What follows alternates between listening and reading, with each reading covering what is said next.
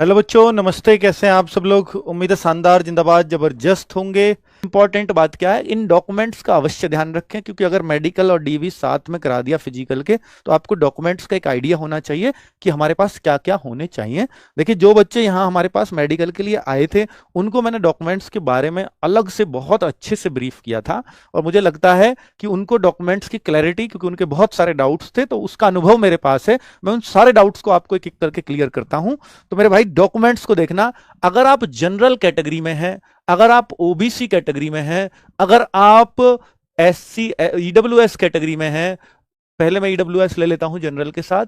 EWS category में है, अगर आप ओबीसी कैटेगरी में हैं, अगर आप एससी या एसटी कैटेगरी में हैं, तो इन सारी बातों को ध्यान से सुनिएगा कि देखिए, जो 10th का सर्टिफिकेट है, 10th, ये सबको चाहिए। ये तो करना ही पड़ेगा। अगर आपने अपनी एजुकेशनल क्वालिफिकेशन 12th या ग्रेजुएशन भरी है, तो वो भी सबको चाहिए होगा। अगर आपने भरी है तो उसको साबित करना पड़ेगा। अगर आपने एनसीसी का फायदा लिया है, तो एनसीसी का आपको सबको सर्टिफिकेट लगाना पड़ेगा। कैटेगरी से उससे कोई मतलब नहीं है, जिस भी कैटेगरी के हो आपको लेके ही जाना पड़ेगा। अगर आपने स्पोर्ट्स का कोई सर्टिफिकेट लगाया, तो वो लेके जाना पड़ेगा। अगर आप एक्स सर्विसमैन है, तो वो लेके जाना पड़ेगा। अब छोड़िए, तो कॉमन बच्चे के लिए 10th का सर्टिफिकेट सबको चाहिए। इसके बाद देखिए, अगर आप कास्ट, डोमिसाइल की बात करता हूं मैं, जो सबसे इंपॉर्टेंट चीज है, डोमिसाइल सर्टिफिकेट। ये अगर जनरल वाले को कुछ लेकर के जाना पड़ता है अपने साथ, तो डोमिसाइल जरूर लेकर के जाना पड़ता है जनरल वाले बच्चे को भी, क्योंकि आप किस स्टेट के हो ये तो आपको साबित करना ही पड़ेगा, तभी आप उस स्टेट की वैकेंसीज के लिए एलिजिबल हैं, वरना नहीं है। तो यानी डोमिसाइल सर्टिफिकेट हर कैटेगरी के बच्चे को लेकर के जाना ही होगा। ठीक है, अब मैं कास्ट सर्टिफिकेट की बात करता हूं। कास्ट सर्टिफिकेट की एक एक करके बता रहा हूं। तो भाई, कास्ट सर्टिफिकेट जनरल में कोई भी आवश्यकता नहीं है। जनरल कैटेगरी के बच्चे को कोई कास्ट सर्टिफिकेट की आवश्यकता नहीं होती। अब मैं ईडब्ल्यूएस की बात करता हूं। तो ईडब्ल्यूएस सर्टिफिकेट तो चाहिए, पर कास्ट सर्टिफिकेट नहीं चाहिए। कोई कहे सर मैं ईडब्ल्यूएस कैटेगरी में आता हूं, पर मैं क्या कास्ट भी बनवा के ले जाऊं? क्या मैं आय प्रमाण पत्र भी बनवा के ले जाऊं? नहीं। इनकम सर्टिफिकेट और आपको कोई भी ऐसा सर्टिफिकेट, यानी जो इससे अलग हो ईडब्ल्यूएस से, वो नहीं चाहिए होता है। लेकिन ईडब्ल्यूएस सर्टिफिकेट चाहिए आपको। समझ में आ गई? ईडब्ल्यूएस सर्टिफिकेट, ये डेट जरूर याद रखना, 14 अक्टूबर 2024। बच्चे, ये आपकी थी। फॉर्म में आप जाइए नोटिफिकेशन में, तो आपको ये मिलेगा क्रूशियल डेट।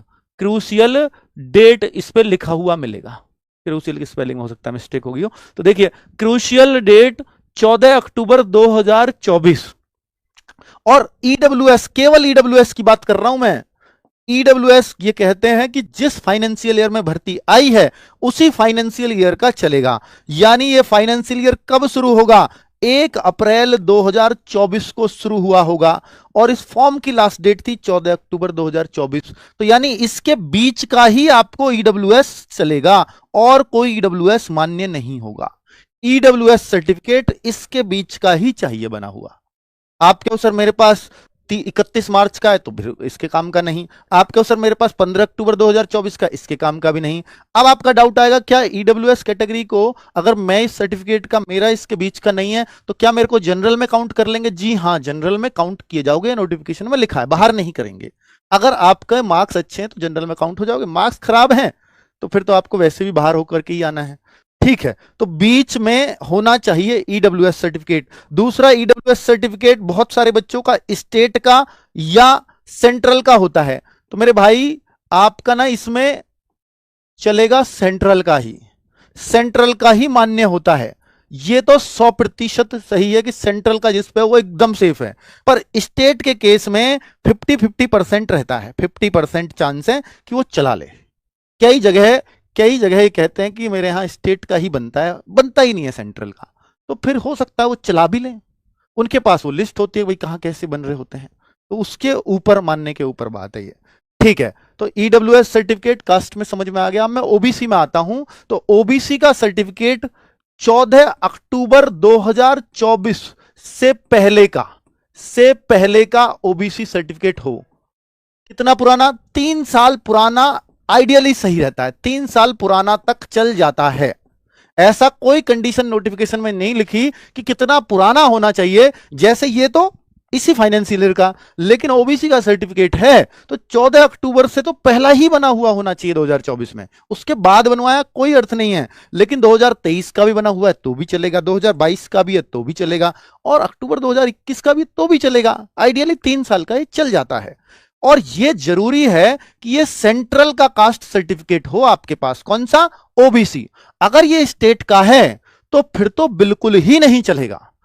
ये देखिए ईडब्ल्यूएस 50-50 है स्टेट का फिर भी, लेकिन ओबीसी तो स्टेट बिल्कुल चलेगा ही नहीं। ये मान करके चलो कि आप ओबीसी में फिर काउंट हो गए ही नहीं। तो हम कैसे चेक करें कि हमारा सेंट्रल का है या स्टेट का है? तो चेक के लिए आपका सर्टिफिकेट पढ़िए। ऊपर तो मान लीजिए आपके, मैं यूपी से हूं तो ऊपर तो उत्तर प्रदेश शासन लिखा हो, उससे मत घबराना, उत्तर प्रदेश से बना है इसलिए उत्तर प्रदेश शासन लिखा है।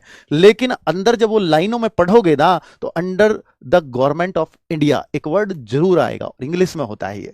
ठीक है, सेंट्रल गवर्नमेंट का अमूमन इंग्लिश में देखा जाता है। ठीक है, मतलब होता ही इंग्लिश में है। और एक और चीज कि आप नॉन क्रीम लेयर एनसीएल में होने चाहिए। Cream layer, non cream layer NCL बोलते हैं इसको। तो ये ओबीसी सर्टिफिकेट पे आपके पे लिखा होगा कि you are belongs to non cream layer या you do not belongs to cream layer. तो बात एक ही है कि आप क्रीम लेयर से बिलोंग नहीं करते तो ऑलरेडी नॉन क्रीम लेयर में आ गए, और अगर आप belongs to non cream layer है तो फिर तो कोई दिक्कत ही नहीं है। तो ऐसा मत समझना मेरे पे क्रीम लेयर लिख रहा है तो लिख रहा होगा उससे पहले not belongs to cream layer, तो भी सही है। ठीक है, तो इसमें आप थोड़ा सा डाउट को दूर रखा करो मेरे भाई। तो बहुत डिटेल में, शायद ही कोई इतनी डिटेल में आपको इन जानकारी को देगा। एससी एसटी सर्टिफिकेट की मैं बात करता हूं तो एससी एसटी सर्टिफिकेट बिल्कुल चाहिए। सेंट्रल गवर्नमेंट, मैं फिर कहूंगा कि सेंट्रल गवर्नमेंट का चलेगा दौड़ेगा, लेकिन स्टेट का है तो यहां भी 50-50 है। ईडब्ल्यूएस में भी 50-50 है स्टेट का, लेकिन ओबीसी में स्टेट बिल्कुल बर्दाश्त नहीं है। ठीक है, सेंट्रल का और स्टेट का 50-50 चांस है, चल भी सकता है नहीं भी चल सकता, क्योंकि कई जगह बहुत सारे बोर्ड बने हुए होते हैं, कोई मान लेता है कोई नहीं मानता है। लेकिन जो आइडियली सही है वो सेंट्रल का कास्ट सर्टिफिकेट आपके पास एससी एसटी का होना चाहिए। और दूसरा कि भाई ये कब से पहले का, तो ये भी 14 अक्टूबर 2024 से पहले का चाहिए, से पहले का चाहिए। तो ये डेट तो क्रूशियल डेट है, इससे पहले का तो बना हुआ ही होना चाहिए। और कितना पुराना? तो इसमें पुराने की कोई कंडीशन नहीं है, 2, 3, 4 साल सब चल जाता है। ठीक है, लेकिन पुराने की कंडीशन सबसे खतरनाक ईडब्ल्यूएस में ही होती है कि उसी फाइनेंशियल ईयर का। क्लियर? सारे पॉइंट मेरे ख्याल से एक एक पॉइंट में क्लियर कर चुका हूंगा। कोई कह रहा है 1 दिसंबर 2023 का है जी इशू डेट ईडब्ल्यूएस का, तो मेरे भाई नहीं चलेगा, क्योंकि ईडब्ल्यूएस जो है 1 अप्रैल 2024 के बाद का ही चाहिए, उसी फाइनेंशियल ईयर का चाहिए होता है। अब कोई बच्चा कहे कि सर मैं अब बनवा के ले जाऊं और मैं एफिडेविट बनवा लूं, तो मेरे भाई पहले आपको बता दूं कि एफिडेविट एसएससी जैसी भर्तियों में नहीं चलता है, क्योंकि एसएससी सेंट्रल की भर्ती है और एफिडेविट की फीस आप स्टेट गवर्नमेंट को देते हो। तो स्टेट गवर्नमेंट में एफिडेविट चलता है, सेंट्रल गवर्नमेंट में नहीं चलता। फिर भी फॉर अ सेफ्टी कि अगर आपके पास है ही नहीं तो आप करें क्या, जनरल में तो फिर भी डालेंगे। तो आप एक काम कर लें, जब आपके पास अब लेटेस्ट बना हुआ है, पुराना बना हुआ है, तो आप ये लिखवा लेना कि एफिडेविट पे ये लिखवा करके ले जाना कि मैं इस दौरान 1 अप्रैल 2024, सॉरी जब फॉर्म भरे गए थे, यानी जो आपका सितंबर में डेट चली थी, सितंबर अक्टूबर में, कि मैं इस दौरान या मैं अपने फॉर्म भरने की डेट, अर्थात ये डेट 10 सितंबर 20 सितंबर जब भी आपने फॉर्म भरा, इस डेट को भी मैं इसी कैटेगरी में था जिस कैटेगरी में अब हूं। इस तरह का आपको एफिडेविट या तहसीलदार या एसडीएम के साइन करवा करके आप ले जाइए, क्योंकि पिछली बार एक बार ऐसा हो गया था, उन्होंने ऐसे अलाउ कर दिया था ये लिखवाने से ही। तो ये मैं आपको अनुभव बता रहा हूं। अगर आपके पास कोई और चांस नहीं है तो फिर ये कर लीजिएगा। ठीक है, तो एक रास्ता मैंने आपको बता दिया है।